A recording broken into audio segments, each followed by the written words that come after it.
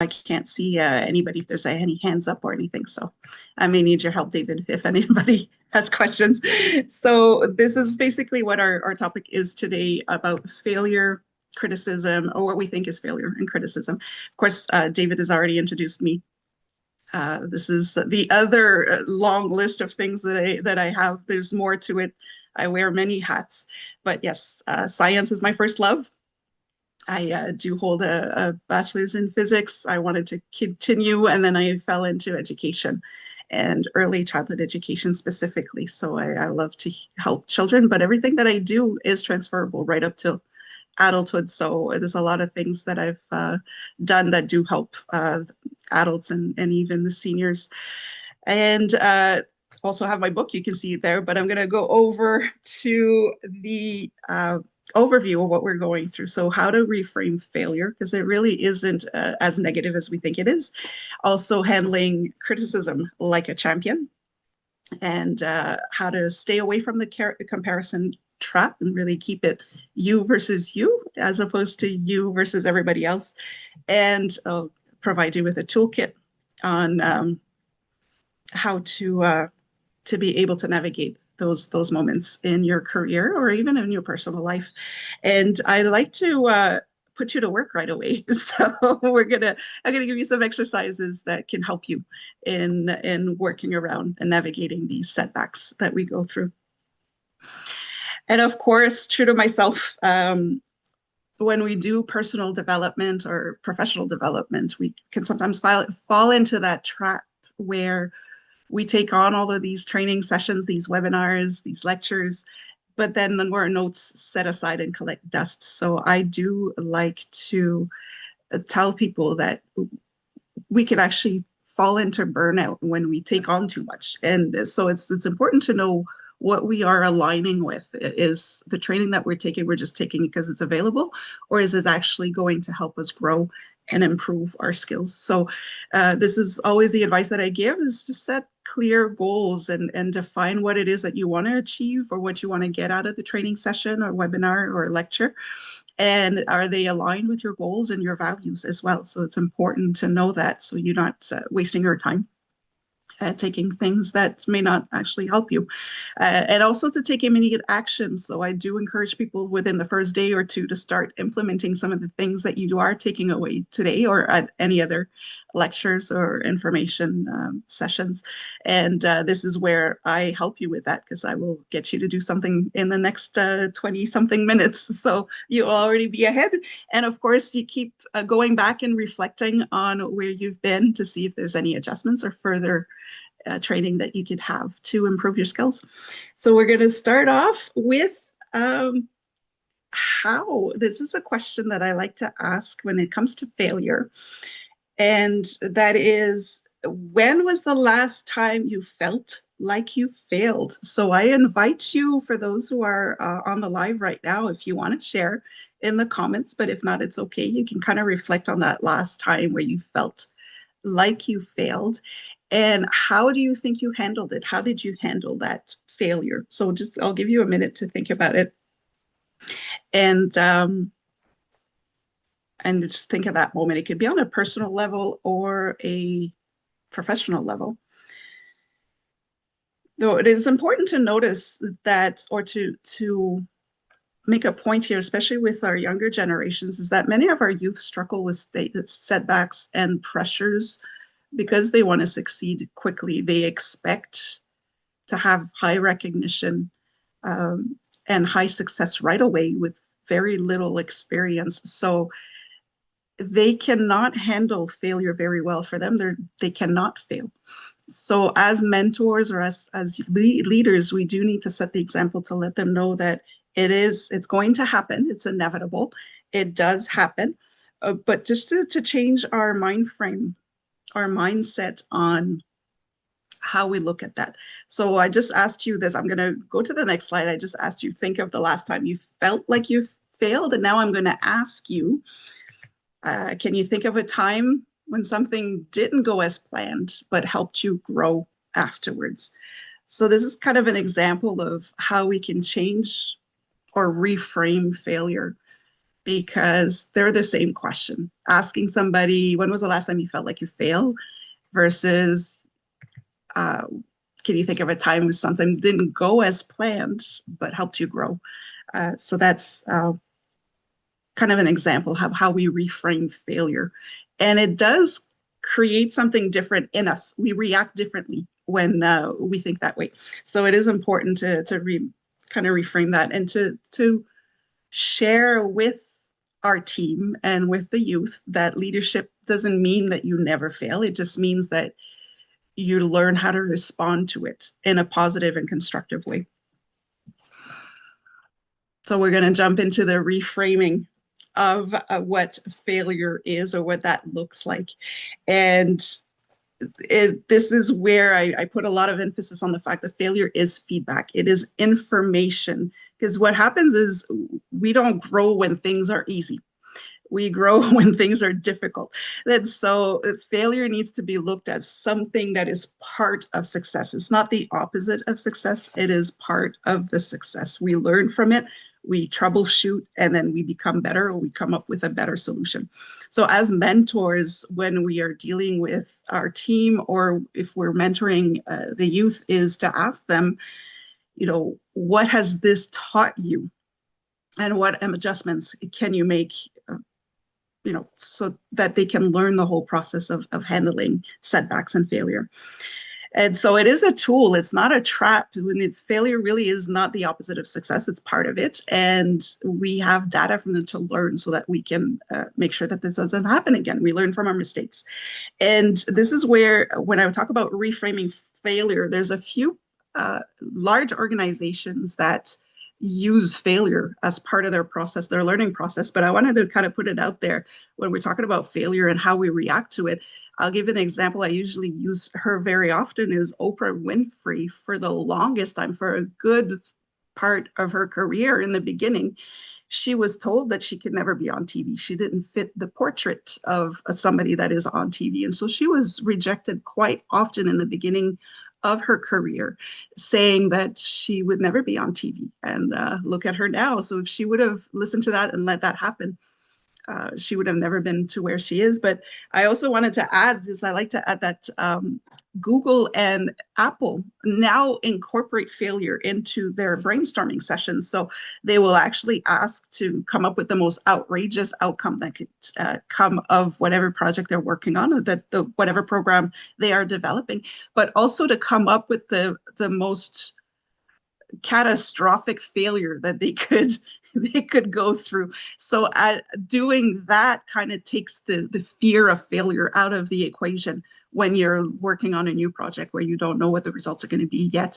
And I forget, I believe it is Google, they actually ask their team to include 3 ways they can fail in the process when they are working on a project. They have to include it. So if you do fail, you actually succeeded. That was part of the plan, so you succeeded. So they really are reframing the way that we see failure. And of course, my favorite is Thomas Edison, because this is kind of the way I think when things don't go as planned. Is when he was working on trying to get the light bulb worked, was I didn't fail 1,000 times. I just found 1,000 ways that it didn't work. So that's really how we should be thinking about setbacks and when things don't go as planned. But I just like how Thomas Edison put that. But I also wanted to put out there before I move very quickly, because I found this very interesting. In the year 2020, Northwestern University did a research and came up with the results that when people fail early on in their career, they are actually more successful later on. So the statistics are there, where if they experienced failure early on in their career, they are more successful now than the people that didn't experience failure early on in their career. So because they learned about adaptability faster, they learn how to adapt quicker early on in their career, so they are able to take on anything that comes at them. And also for leaders now, if you're listening to this, scientifically in the brain, if failure is processed in a constructive way, it actually activates the learning centers in our brains. So people are more open to problem solving and critical thinking when they're going through failure, but it is is addressed constructively. When it's addressed in a negative way, our brain falls into survival mode. So critical thinking and problem solving is no longer possible in the brain. But if it's done constructively, you can actually come up with better results or better alternatives to your setback. So it's important to keep that in mind as well. Now, we're going to talk about criticism. This is my favorite. I could do an entire lecture on this alone because not all criticism is the same. And it is important to keep that into consideration, that real criticism should not crush your confidence. This is how we know the difference between a personal attack and constructive criticism. So this is when we're talking about new leaders coming in. They don't necessarily have the experience to be able to tell the difference.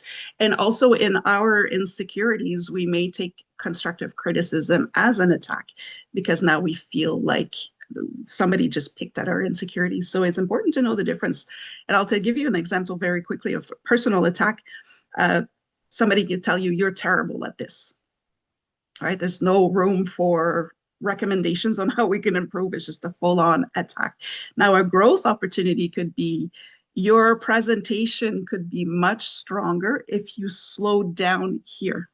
So now we're giving you constructive criticism or feedback to say, if you just slow it down here when you're presenting, it'll bring a lot more power to your presentation. So whoever's giving you that criticism is actually building you up as opposed to tearing you down by saying that you're terrible.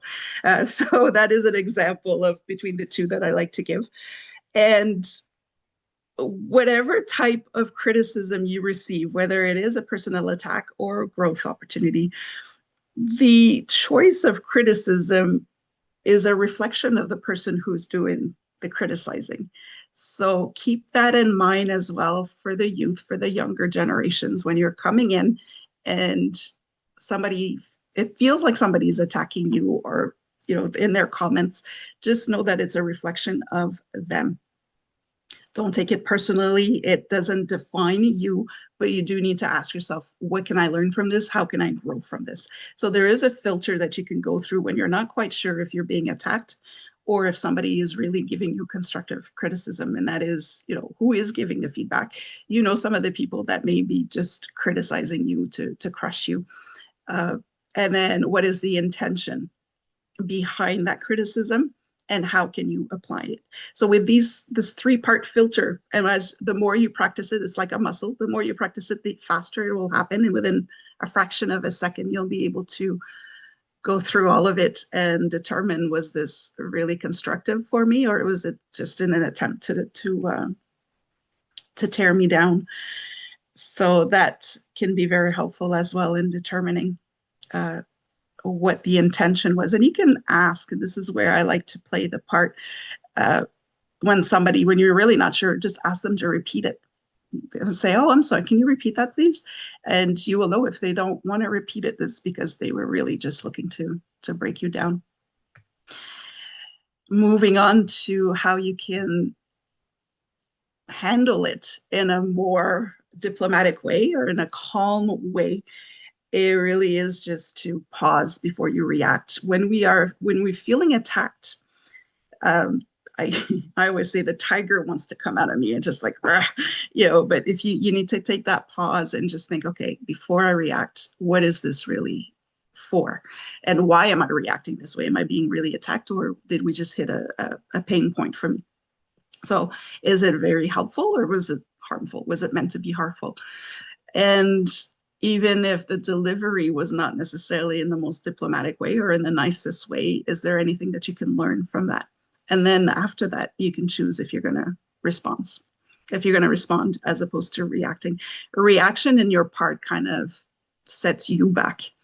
And if somebody was personally attacking you, it gives them what they were looking for. So if you pause before you react and choose to respond instead, you're taking the power away from them, and you're putting them back in their place without putting them back in their place. So just to kind of give you a mini exercise, this is where I'm going to put you to work today, is I'm going to say something that is feedback, and then you can decide whether it was a personal attack or if it was constructive criticism. But I just want you to focus on how it's going to make you feel. If I would just look at you, we're working together, and I look at you and I say, you talk too much in meetings.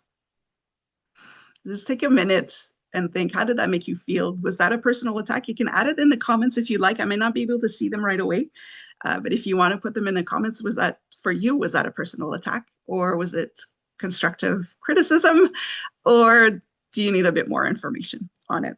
So I'm going to give you a minute to think about that. And this is where applying the filter can help, because it depends on where you are that day as well. So if you've had a very stressful day, you feel like everybody's working against you, and somebody says something like this, you may take it in a negative way. But if it's just your work friend, you know, that you trust very much, and you know that they have your back all the time, and they say something like this, you may think of it as, okay, they were trying to help me. I'm just trying to get to, it will depend on the delivery. You're absolutely right, David. It does depend on the delivery. So if the way I see it, and this is how I explain it to my participants as well, is you talk too much in meetings. What does that actually mean? Because I would see it as, okay, maybe my message wasn't clear enough. Maybe I wasn't prepared enough for whatever presentation I was doing. Or if you're not presenting in the meeting, but you're just asking other questions that are not really related to the topic, you could take that as something to work on, to say, okay, I need to respect other people's times. You know, we're very busy. So yeah, maybe I should wait before I continue another conversation during the meeting and make that an email instead, for example. That would be an example. I'm just going to go back to the chat here. It really does depend on the delivery. So, and again, it depends on where we are. If we're a little insecure, it will come up as an attack as well. So always turn more towards, how can I turn this into a growth opportunity? So for the talking too much in a meeting, it would be, okay, maybe I should really be more prepared in terms of what are the points that I really want to address. So not, you know, not tell too many stories, and get straight to the point and move on. I'm trying to change the slide. There we go. Now, when we're dealing with the comparison, this is the interesting one, and this is the one that's more common with the youth as well, is you really can't lead like someone else and still be yourself. So that's why it's very important to step away from the comparison trap, step away from comparing yourself to others, and just really make it about, it's you versus you. It's who you were yesterday versus who you are today. And it is there progress there? Are you getting better in your delivery and your leadership? This is where you need to put a bit more focus on, is just focus on your progress and not the perfection. There are days where it's not going to go very well. You're going to feel like everything goes against you. I'm actually experiencing that pretty much this weekend. Everything is delayed. There's some setbacks. There's everything is being rerouted. And I just decided, okay, I'm going to accept it as is. This is just how it is. We're still moving forward. It's just not moving as fast as I would like it to, but we're still moving forward. So that is really where you need to be at as a leader, to be solid in who you are as a leader. It's just, are we still moving forward? Yes, we'll have a step back, but we still have 3 steps forward. So we're okay. The other thing that is also very important is to lead from your values. I have done last year a presentation on the core values and how it's important to incorporate them and align them in our work. Is that your values is really your rudder. If you are you could have the most powerful boat in the ocean, but if you don't have a rudder, you are at the mercy of the waves. So when things get a little heated in your work or with your team or with your project, going back to your values is going to help you to take that pause and respond instead of reacting. So you do ask yourself, how do I want to show up in this situation? And celebrate others. There's nothing to compare. So celebrate other people's wins, because your time will come and people will celebrate you. We're all here to build each other up. That's what great leadership is. So that when you celebrate other people's wins or successes, then there is no comparing. And I always bring it back also to media, the social media, especially for our younger generations, because they're very exposed to that. Do not fall into that trap where you're comparing yourself to what you're seeing on social media, because nobody posts their failures. Nobody's going to do that. So you are comparing other people's highlight reels to your behind the scene bloopers. Basically, you're struggling behind the scenes. You're not going to want to show that on social media. And now you're comparing that to other people that are just showing their wins. And even their wins sometimes are not necessarily strong. I've had a group of young ladies who've had a work because this was a work project that they did abroad in South America. And they were in conflict the entire time that they were there. But every time they were posting, it was just, oh, we had such a great retreat or a great session on this and this. And they're taking pictures where they are. And there was one of the young ladies who came up to me when she came back and she says, I honestly don't think I lived through the same trip that is being shown on social media, because that wasn't the reality. The minute the cameras were up, everybody was great. We were having a great time. We were being very productive. But the minute the cameras were off, they were all at each other's throats. So again, you have to be careful with social media to make sure that you're not reading into something that's not real. And this is the most important part, I think, that we need to work on as well, is that I don't like using resilience. It's an overused word now, but it really is what, especially when it comes to failure, criticism, and comparison, that you need to internally, it has to come from within to be able to control your reactions and only respond. So put the emphasis on every day checking, okay, what is it that I need today? Do I need additional support? How am I feeling myself? How am I in a situation where I may find myself to be a bit more reactive? Reframe your self-talk, like I said in the beginning, with reframing. Failure is, instead of saying I failed and being so hard on ourselves, just say, okay, I'm learning. This is a learning experience for me. So, you learned 1,000 ways that a light bulb doesn't work. It's not that threatening. And then also focus on your core values. Like I mentioned earlier, what do you stand for and how do you want to show up as a leader to use those values? So I'm going to ask you very quickly. I know we're towards the end of our time, but I want you to think very quickly, and you can share in comments if you like, but 3 things that make you feel strong when times are tough. Just think of what it is that really does make you feel strong. And also find 3 words that describe who you want to be as a leader. So if somebody was to describe you as a leader, what would those 3 words be? And those are the 3 words that you're going to use whenever you are going through some hard times. You go back to those to remind you, oh yeah, okay, before I become the reactive one, before the tiger comes out, this is how I want to show up. And it helps you kind of anchor you down, stay grounded. So this is your toolkit. And again, it's like a muscle. The more you work at it, the more you practice it, the easier it gets and the faster it happens. So reframe your failure as feedback. What is it teaching me? Always ask yourself when you feel reactive, what is this teaching me? What is this moment trying to show me? And then filter your criticism, right? Is this helping me grow or is this tearing me down? Compare less. Again, it's you versus you. You want to be better than you were yesterday. That's what you need to focus on. I'm still moving forward. I may have a little setback, but we're still moving forward. So it's good. And ground your leadership in your core values. That is the most important thing that you can do to stay solid as a leader, is that nobody can make you question yourself. If you are strong on your values, then you know that you came from the right place when you made your decisions. Yes, the character plays a critical role when it comes to a leader. The character really does play a critical. Thank you for sharing that. So this is something that I say often. I use myself as a quote. I don't like to do that, but you don't always get it right.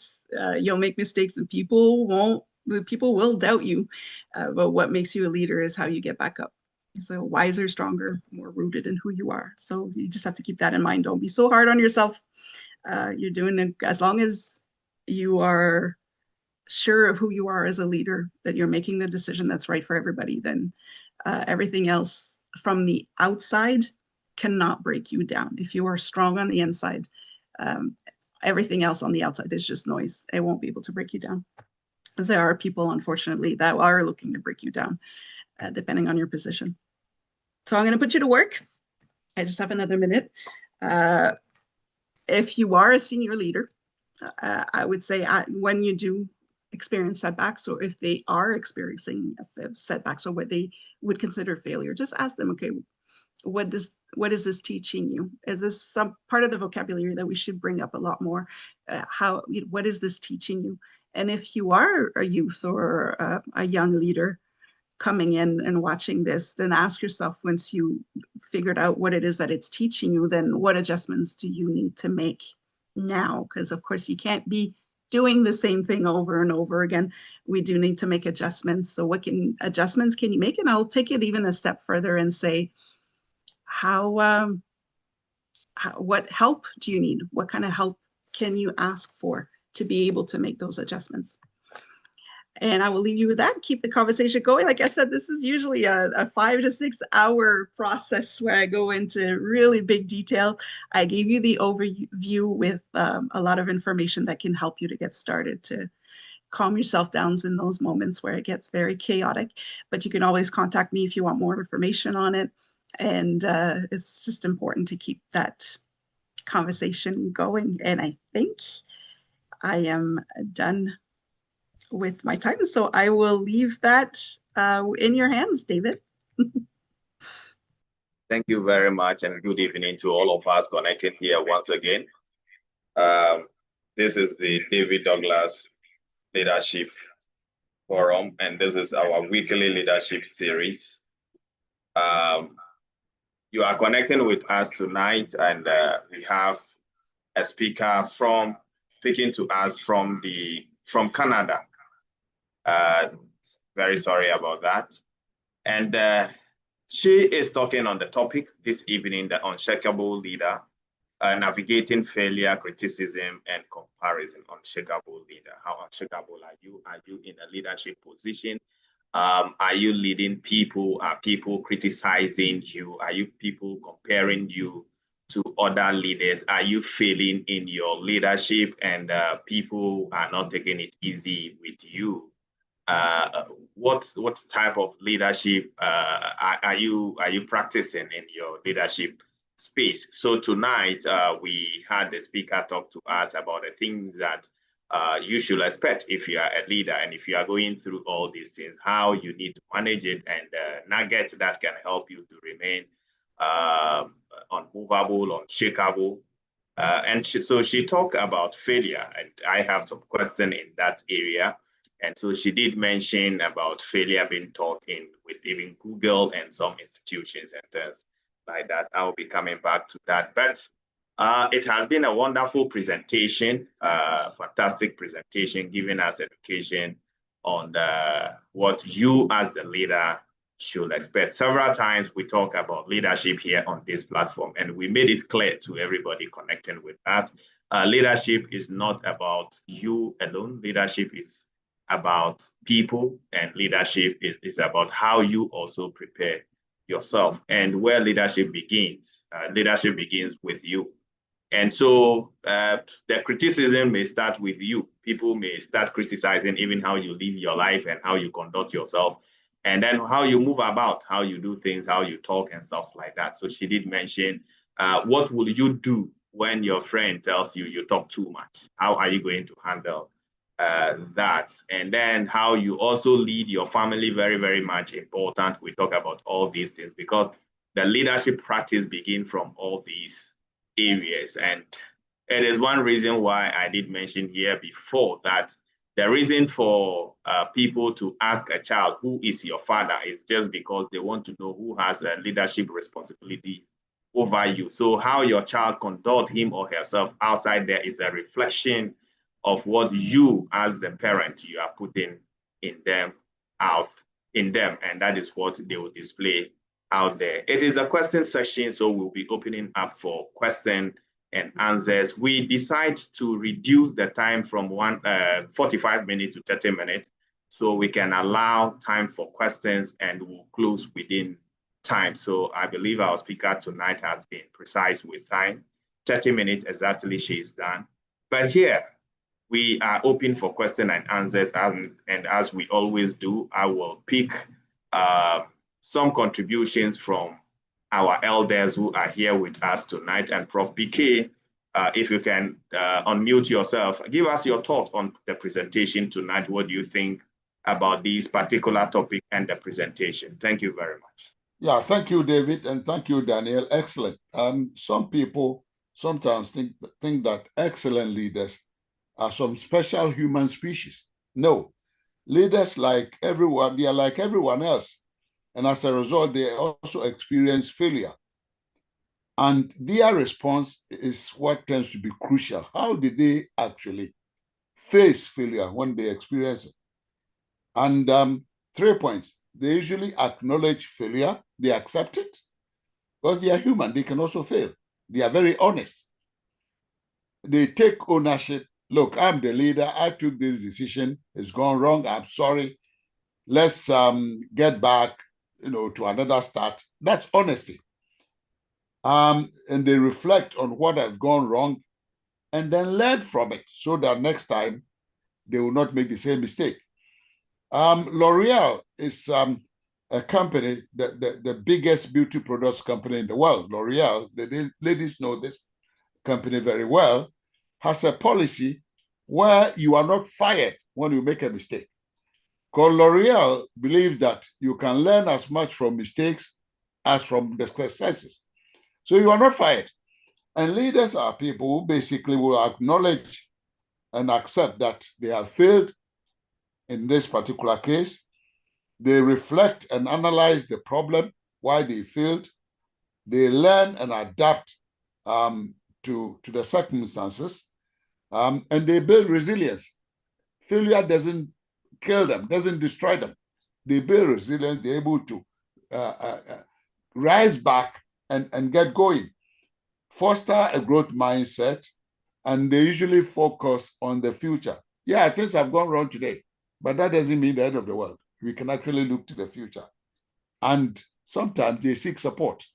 Every human being, however clever, however intelligent, however knowledgeable, sometimes needs some support.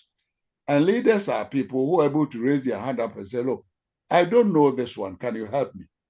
And this is where modesty comes in.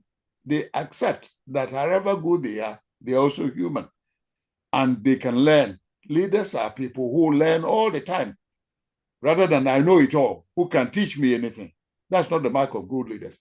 So failure, like anybody else, they see, but their response is what makes them effective leaders. Thank you, David. Thank you, Daniel. Thank you very much, Prof. So that is Prof. PK Richardson reaching out to us from the Manchester Business School. So we are open up for question and answers. I can see also with us here, Alf Domek. Alf, can you please unmute yourself and also give your contribution for the topic tonight? Thank you very much.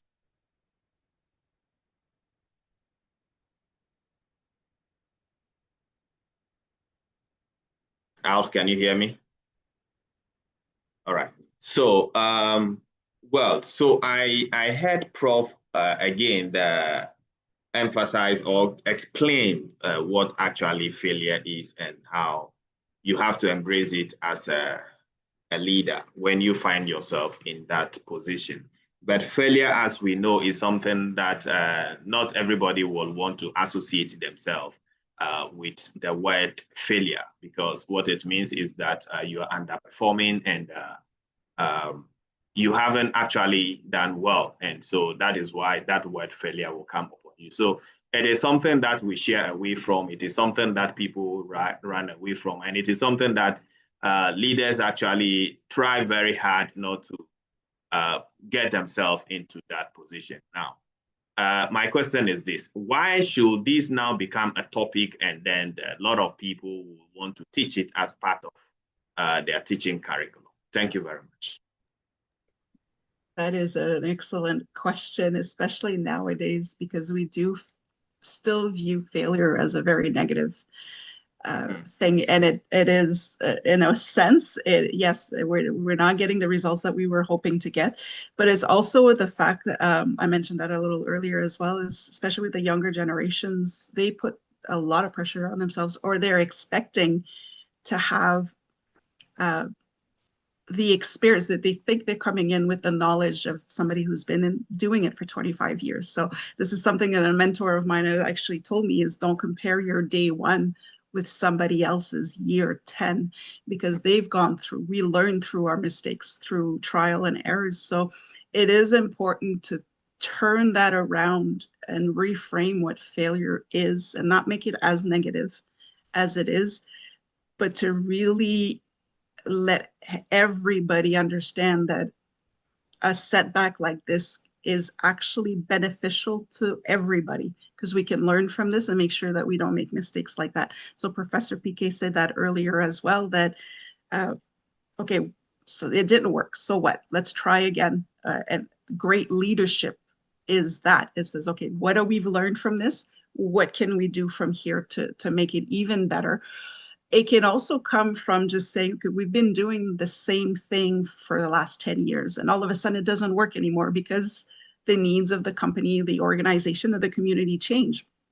So that failure usually is an indication that something needs to change. So if we close our eyes to it and say, it didn't happen, I don't want to admit we failed, let's cover it up, we are harming, or we're doing a disservice to our community, or to our organization, to our team, to our family, because you mentioned even parents are leaders. So if we're sweeping that under the rug, we're not helping anybody and making it better. We're just going to make a bigger mess. So it is important to incorporate that in the culture of our organization, our church, or establishment of some sort, so that everybody is on the same page and are working towards the same goal, as opposed to pointing blame on everybody. Let's say, okay, we messed up, let's see how we can work together to make it better. And that way we build everybody up, as opposed to tearing people down because we don't like the results. So it is important to have these conversations, to incorporate that into the training, especially with leaders, to help them become stronger, more solid leaders when it comes to setbacks, failure, adversities, anything that negative that could come at us. David, just to add Yes, to what Danielle has said, you see, leadership depends on trust. The trust between the leader and the subordinates or followers or whatever. Right. Yeah, because it's about influencing them. And if they don't trust you, they think you are a crook, that influence will not work. Right. They want to believe in you. And if you make a mistake, you fail, and you are honest, they can see it, that this guy, we can trust him. Because even when things go wrong, he's prepared to accept it rather than pretend that nothing has gone wrong. And these guys are not stupid. Some of them are very, very smart. I mean, you may have some MBAs and very smart guys under you. They can see through what you're doing. Right. And therefore, you can't fool them all the time. Right. Eventually, they don't trust you anymore. Whatever you say, they put a question mark on it. And the leadership process fails as a result of that. But when you are honest and say, guys, we've got it wrong. Yes, I'm the general. I decided the direction for this war. It's wrong. Let's restart and do it again. They rather trust you. They know that they can actually put their lives in your hands, because if things are wrong, you will accept. Leadership basically depends on trust. And it is important that you build that trust. And that depends on being honest, because these guys can't fool them for long. A lot of subordinates are very smart. Yeah, thank you very much, and thank you, Danielle. So this is clearly explained, and everybody will understand it. But my question is, why should we now be teaching this as a subject in our schools? Why should the importance of wanting to teach it for everybody to know that failure is important, failure is part of the journey? Why should this be part of our curriculum? Yeah, because we want to disabuse people's mind, isn't it? people start by thinking that this is the heroic guy and he knows everything and he gets everything right. We want them to know that however good they are human and they may also make a mistake or fail. If you let people see that as they grow up, then they will also come to a stage where they become leaders. And when they fail, they know that it is not, the end of the world, because they were taught that even the big ones they used to look up to also fail and they move on. So now I'm here, I'm also a leader. I need to understand that if I should fail, it's happened before, people accept and they moved on. I can do the same rather than, let these young ones think that leaders are people who never make mistakes, they never fail. So if when they come to that stage and they fail, they think that's disaster, that's the end of the world. No, they will know that this is common to man, so they can also rise up and correct whatever mistake and move on. So it's good to let them know the truth as they grow up. Okay, so my follow-up question is, how many times should one fail before he's accepted as a failure? That is a great question. I think that also depends. That depends on the situation and the severity of the failure. But yes, because you can fail once, and we said, okay, this is part of the journey. So yes, we accept it as the followers and things like that. Then it happened again, and then it happened again. And the consequences of those failures is that if you are an organizational leader and that keep repeating, the negative effect of that on the organization, because then progress become a challenge.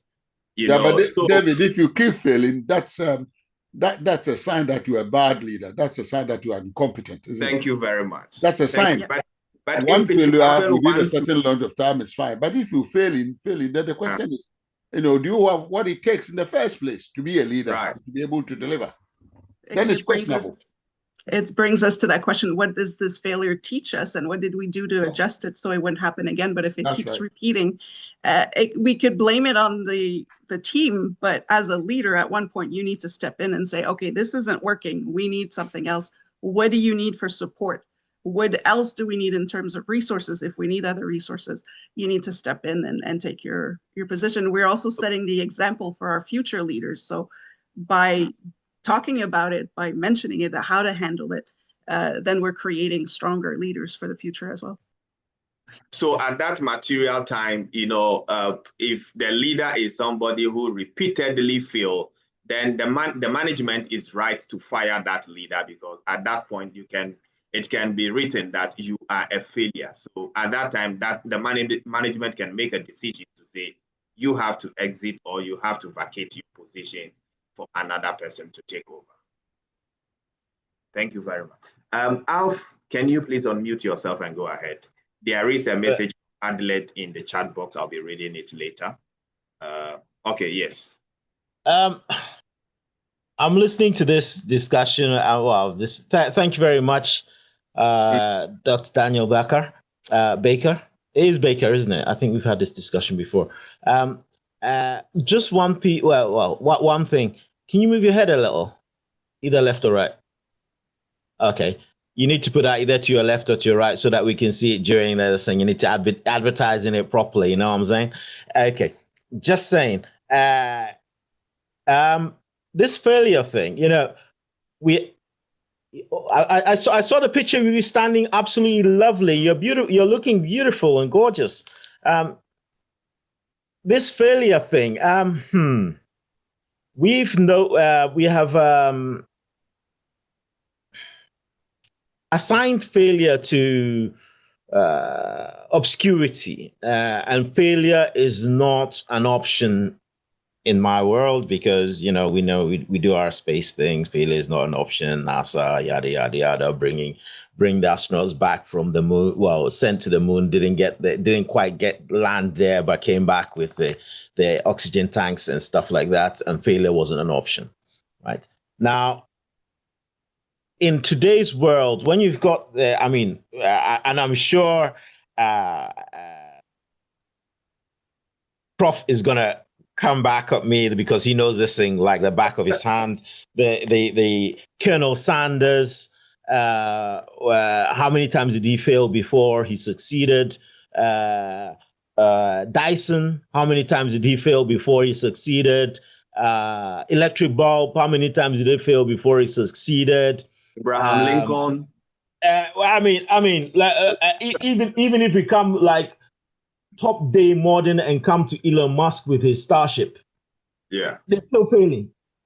How much money is this? How much? So what are you defining as failure? And the only time you define failure, in my opinion, is when you don't have success. When you don't incorporate it as part of your journey to success. Because without the failure, you are not going to. You'll not know how to fail. When you take the Usain Bolts of this world, where they have lost a race, and they analyze why did they lose, that come up with, okay, this is why I lost. Is it a failure? The only time, in my opinion, the only time you fail is when you do not get up and try again.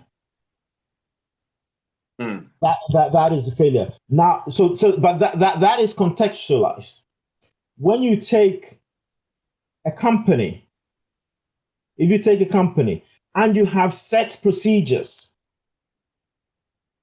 right? So this is more along the lines of David's company scenario. If you have set procedures, this is how you do it. You follow this step by step, like we get our astronauts. All our astronauts follow step by step, written, even to tie their shoelaces, to cook their food, how to heat everything is noted. This is what you do. This step 1, step 2, step 3, step 1A, step 2, 3. You follow blah blah blah. So if you ever listen to air to ground communications, you'll hear them go to manual blah blah blah blah step. This step, that, subsection, follow those procedures, right? Now, if you can't follow procedures, this is a whole different ballgame, and you're failing, right? It's not like you have to think for yourself. It's like, I have told you to do this. I've explained it to you in intricate detail, right? First thing leader does is, what is it that you don't understand? How can I help you? When you get to the point that you've done it so many times, you realize you can't help the person. Then you say, okay, so what is it you can do that you can do well? Now, if we've got that position open for you, otherwise we have to part ways. Because failing is part of growing. If you go to some of the big companies, the Microsofts, the blah blah, failing is part of their shall we say raison d'etre. Because the point is, most of these companies, you take AI, the AI companies, you take the modern AI companies, the co-pilots, the blah blah, all of those things have failed at some point in time. And they continue. I mean, I could go into AI and talk about hallucinations like there's no tomorrow, right? Which means basically it's giving you the wrong answer. It has failed. Do you still use it? Yes. Do you know it can hallucinate? Yes. When somebody is giving you data, they say, what is the percentage of the data that is correct? I can give you the weather forecast, and I'll tell you that it is 95% certain that it is going to rain on a certain time. That means there's a 5% failure rate. Right? And this happens throughout industry. So if we are defining failure as individuals in a particular option or a particular circumstance or situation, we have to know what failure is. We should actually define it. So when you set your objectives in a business context, you set your objectives for the people. I mean, there are companies that say, look, if you set your objectives and there is not, so you set 4 objectives for a department, right? And for the individuals within those departments, you set their sub objectives, right? Then two of those objectives should be able to be 100% met. The other two of those objectives should be set such that there's a 50-50 chance that you will fail. Right? There's a 50-50 chance that you will fail in those objectives, which means that if you are setting objectives for your staff, for your teams, for your divisions, for your directives, then you have to set them in such a way that they're not so easily achievable. Because that means you're not pushing them to their limits and beyond.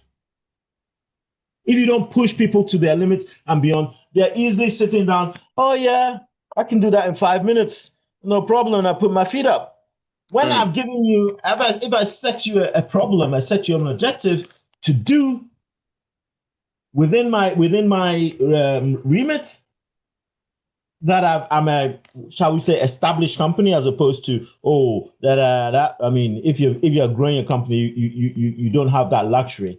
But if you're pushing your people to become better in themselves and training them to become better than themselves, then you have to push them to their limit to know what they can do. Right? Because if they're in their comfort zone all the time, then yeah, okay, fine. You will never progress as a company. You will never grow as a company, because everybody is sitting, we're fine, thank you very much, Jack. Right? If you're pushing them, then they are thinking outside the box. How can we make this better? If it's always the same thing, then you have a problem. But as Daniel, you know it, Prof, you know it, David. I think we're learning here. But trust me, if we said things like this, we would have never gone to the moon. We would have never had, since 2000, we would never have, astronauts on orbit. We would never have new satellites that are giving us weather data, telling us how much carbon dioxide is in the atmosphere. I can tell you today, whether you're in the States or you're in Ghana or I'm in Germany, what the weather is going to be like hour by hour, in some cases, minute by minute. Now, if we never push that envelope, we would still be, like Isaiah. Go and see whether there's go and come and tell me what you can see. There's nothing. Okay, go again. Oh, there's a little cloud on the horizon. We'd still be doing that, right? Whereas I can give you today a 10-day weather for a fishing forecast of where to go and fish and when to go and fish. And we're even getting better at that. So anyway, I think I said enough. I think the point has been made clearly, and we can go further on that. But failure is part of growth. Whether we like it or not, it's how we put it within our mind as to what we can gain from that failure. Because it's literally part of our growth. And if we always think that everything is successful and stuff like that, this is why, you give, back in school, you failed your exams. What did I do wrong? This kind of thing. But if you're passing everybody just to go on, then you're not training them for real life, because failure is an option, but only if you do not go back on yourself and improve yourself. Thank you very much. So, in one word, if you are asked to define failure, yes, to define failure, what is your definition of failure? That is what I. Failure is stopping and not trying again. Okay. Failure is stopping and not trying again. Yeah. Then you have failed. So where you stop is where you fail. Literally, yes. Because if you do not try again, if you don't get up, that's it. There are many things will knock you down. Sorry? A lot of things will knock you down, but you have to get up and keep moving. You have learned that lesson. right? The Israelites going through the desert, right? When did they fail? They didn't. They could have done the journey in 12 days, according to Deuteronomy, right? But they did it in 40 years, right? They didn't fail. They didn't fail. They reached the promised land. It just took them a lot longer because of the decisions that they made. They made the decisions. They moaned against God. They didn't have water. They didn't have food. They complained. God said, okay, fine. Let's go your route. The decisions that you made, let's go your route. And took them around the desert. God was in front of them with a pillar, a cloud. He was behind them protecting with a pillar of fire. So he was guiding them. God was there. They did not fail. They reached the promised land. It's just that the generation that left Egypt didn't reach the promised land. But the people of Egypt, the people of Israel reached the promised land as per original goal. Success. Did you get to the promised land? Yes. Did you fail or succeed? You succeeded. The generation that didn't get to the promised land failed. Of course they failed, but their people succeeded. Thank you very much. Example. Thank you very much. So our time is up now, and so that is our brother Ddouglas from Germany this evening, explaining more into detail what failure means. So you are not a failure until you stop trying. That is what it means. You are not a failure. We talk about 3 subjects, but I think this session of failure is very, very important because sometimes we try one or two things and it didn't work. Then we begin to see ourselves as failures. And so this platform, talking to the youth this evening, it is very, very much important that you help yourself with this. Put that thing off your mind that when you fail in one thing, and then people be like, you are a failure, you are not doing well. Most especially when you are a student and you are not doing well in one subject or the other, and people feel like, oh no, this girl or this guy, Charlie, no, it's not going well with you. You cannot make it. Why don't you drop out? Why don't you go try something else? You have to believe in yourself, and you have to know that trying multiple times will make you a winner, and that is what will put you on top. Yes, go ahead. Just a point of clarification, right? The other thing that our youth and our friends and colleagues and peers on the platform tonight need to understand. If you ask a monkey to climb a tree, it's no problem for the monkey. If you ask an elephant to climb a tree, you have an issue. No, repeat that again. Repeat that again. If you ask a monkey to climb a tree, you have no problem with the monkey executing its objective. If you ask an elephant to climb a tree, you have a problem because elephants can't climb trees. But can pull down trees. They can pull down trees. So you have to know your people and what they can and they cannot do. Because you can set up people for frustration. That is why I've said that you have to ask your people what is it they can do. Because if they can't do certain things, then I mean, one day maybe I'll give you a testimony of I wanted to be a neurosurgeon back when I was in school. I ended up becoming a space engineer. Right. The path that I got to the space engineer is only God given, but that's a whole thing because I went through acoustics, I went through mathematics, I went through a whole different. And these are things that we have to understand as the youth, and maybe we have to relay it to the youth, right? That failure is when you stop, then yes, then you have failed. Move on. Is what I am doing what I'm supposed to be doing? Is this what I'm good at? Is this my passion? Is this my desire? Is this what God has put in my path to do? Is this what I am supposed to be doing? And then then you can define who I am, what I'm supposed to be doing, and whether or not this is the purpose of God in my life. Because if it's the purpose of God in your life, you cannot fail. It's impossible. absolutely impossible.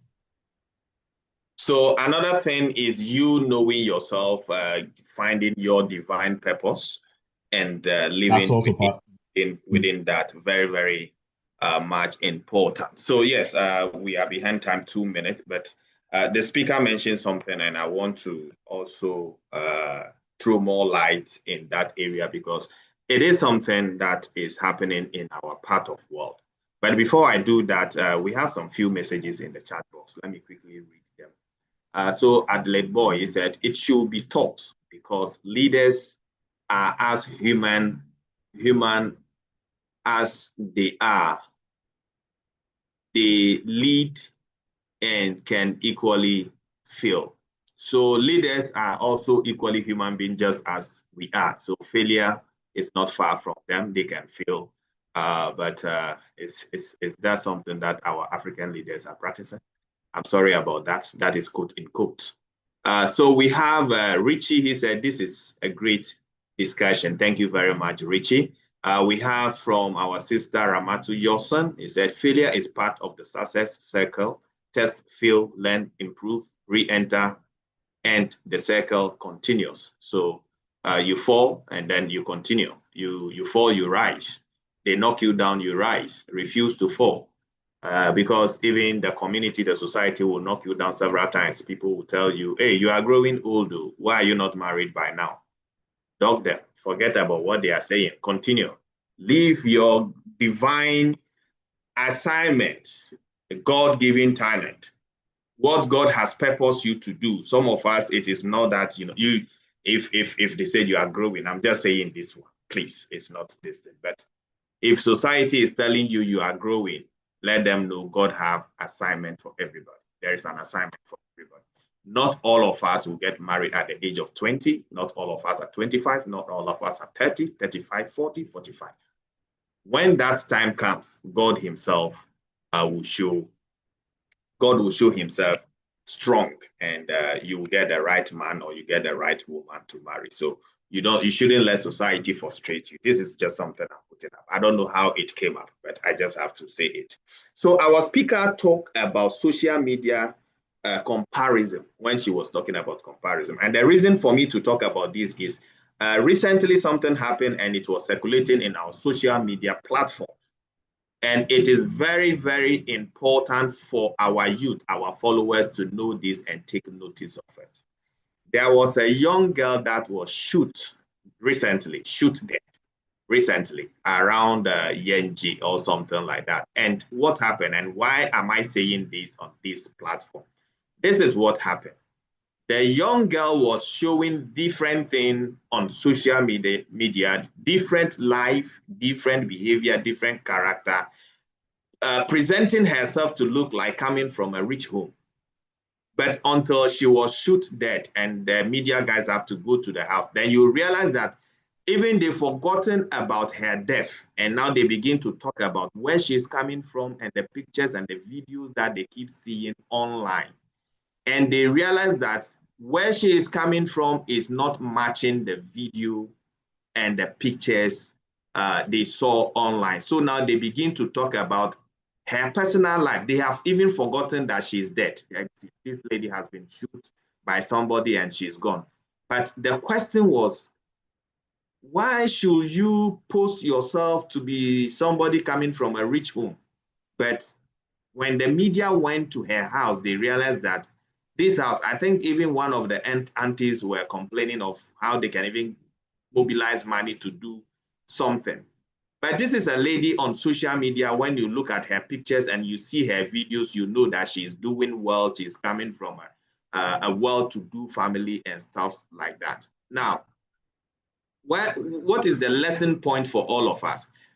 If you are a young girl growing up and then you come across somebody like this on social media, you think that, oh, this girl is living the best of her life and maybe the parents are like this. And that kind of lifestyle can influence you, who is also coming from nowhere, who's supposed to well organize yourself and live your life according to where you are coming from. And you can choose to live your life like this lady. Why? Because it is clear, or it is showing on social media that this girl is doing well, and she can even tell you the things that she's doing to influence you to also begin to live like that. But in reality, that is not her real life. That is what she's showing on social media is completely different from what the real life is. So if you are comparing yourself to somebody like this on social media, then now you'll be living artificial life, and that can even drive you away from your God-given talent.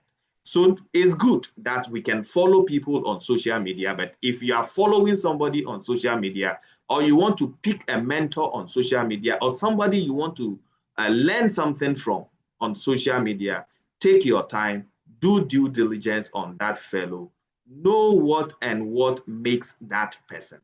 It is not everything that glitters that are good. This is what I want to share regarding social media comparison. And I will go back to our speaker to, in 1 minute, give your final word so that we can draw the curtains for tonight. Thank you very much. Thank you, David. And it is a good point. Everybody that took part in the conversation were really dead on. A failure can mean so many different things to many people depending on where they are, but it really is, for me, if that one word which you were asking for is growth. We learn from that. Our policies, our procedures come from a place of trial and error. So the reason why we need to talk about it, that was another question, is when we are taking somebody new onto the team or leading a team, is to say these procedures are in place because that what represents the least risk for this particular. I mean, it could be as extreme as ALFD with bringing astronauts back alive, but we need to be prepared. Yes, things can go wrong, but if we've prepared for all sorts of different scenarios, then it's not a failure. We did everything that we could, and now we can troubleshoot with what happened. But if we get too complacent, if we get too comfortable in our positions, this is where mistakes happen. This is where failure happens. So it is important to see it's part of the success. It's not necessarily as negative as we let out to be. And it is important to just stay strong in who you are as a person, like you said, that what you're here for on this planet, and stay focused on that. So everything else is just noise, and you can filter that through and stay focused on your success and leading people into success as well. Thank you very much, our speaker for tonight, Danielle Becker.